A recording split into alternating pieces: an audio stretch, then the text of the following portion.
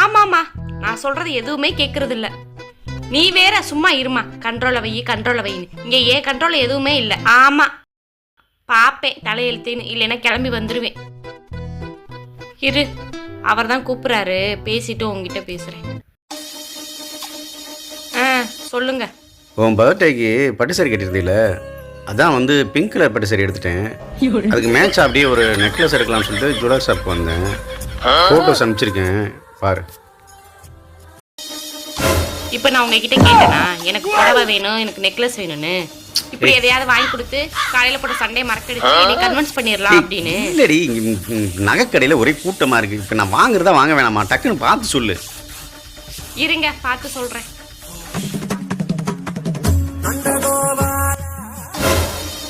இது என்ன கலரு?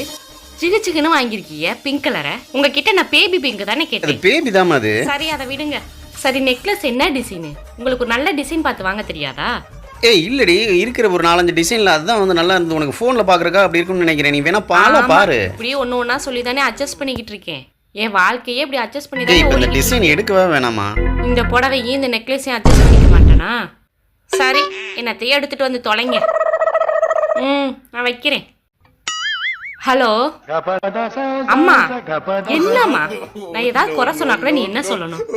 லைஃப்னா இப்படிதான் இருக்கும், அட்ஜஸ்ட் பண்ணி தான் வாழணும் அப்படின்னு சொல்லணுமா இல்லையா? என்னம்மா? சரி வைமா. பெரிய லம்பாடி பொம்பளையா என்னடா